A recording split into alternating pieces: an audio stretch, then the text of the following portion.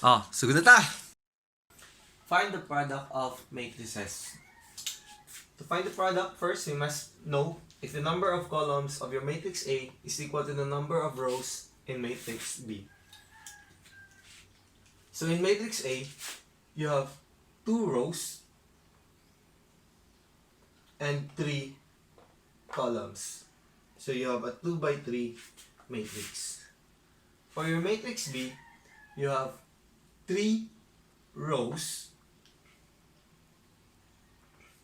and 1, 2, 3, 4 columns. So you have a 3 by 4 matrix. The number of columns is equal to the number of rows on your matrix A and matrix B. So therefore, we could multiply matrix A times matrix B. The resulting matrix of A times B is a 2 by 4 matrix.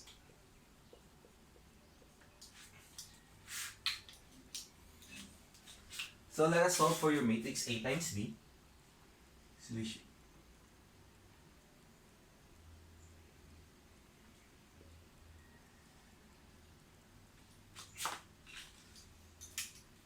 So first get the first row of your matrix A and the first column of your matrix B.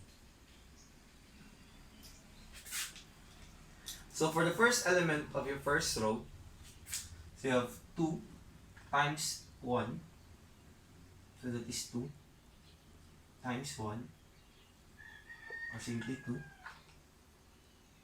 plus 3 times negative 2,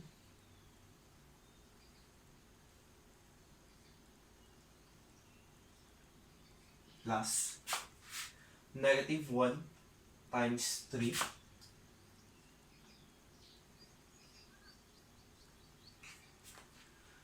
for the second element,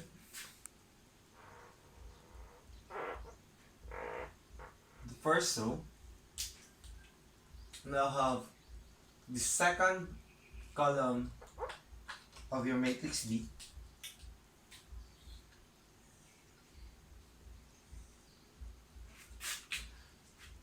then you have 2 times 4,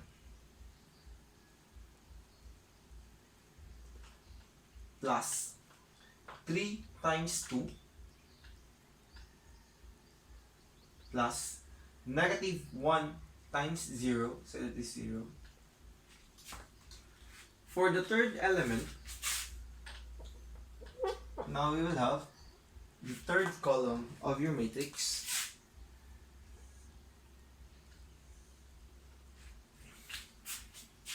Then you have 2 times negative 5,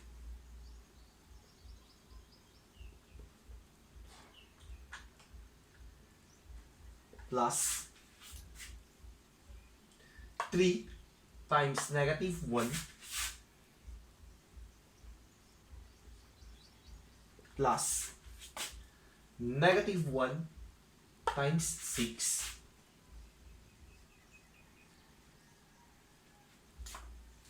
for the fourth element,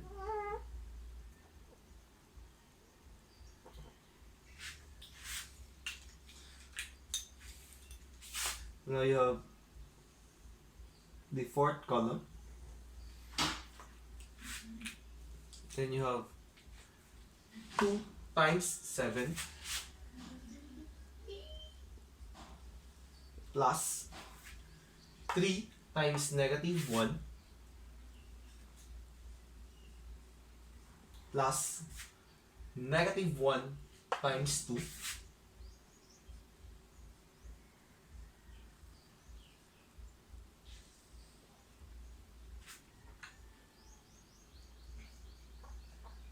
now for the second row, you have the second row of your matrix A and the first column of your matrix B. Now for its first element, on the second row, you have 0 times 1, you have negative 5 times negative 2, plus negative 5 times negative 2, plus you have 4 times 3.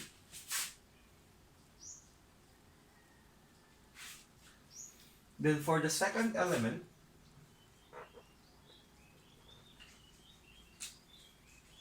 you have the second column, you have 0 times 4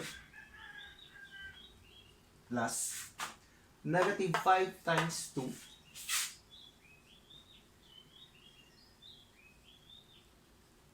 plus 4 times 0. For the third element,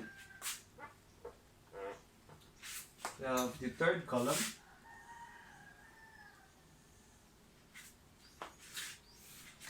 so we have 0 times negative 5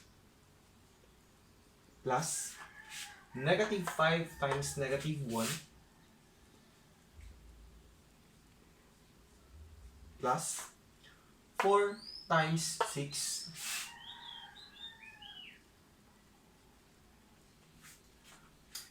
For the fourth element,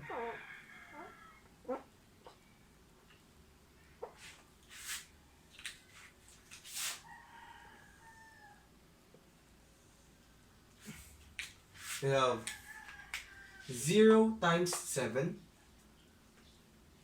plus negative 5 times negative 1 plus 4 times 2.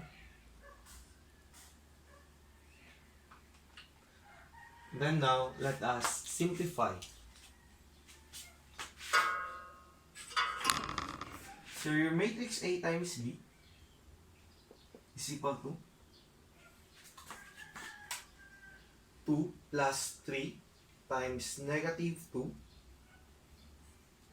plus negative 1 times 3,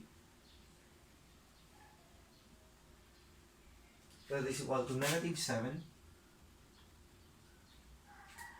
For your second element, you have 2 times 4 plus 3 times 2 plus 0, you have 14. For the third element, you have 2 times negative 5 plus 3 times negative 1 plus negative 1 times 6. Then you have negative 19. Then for your fourth element, you have 2 times 7 plus 3 times negative 1 plus negative 1 times 2, negative 1 times 2, so you have positive 9. For the second row, first element, you have 0 plus negative 5 times negative 2 plus 4 times 3, so you have 22. For the second element, you have negative 5, 0 plus negative 5 times 2 plus 0, so you have negative 10. Then for the third element, you have negative 5 times negative 1 plus 4 times 6, so you have 29. Then last element, you have 0 plus negative 5 times negative 1 plus 4 times 2, so that is equal to 13. So this will be the resulting matrix of your A times B.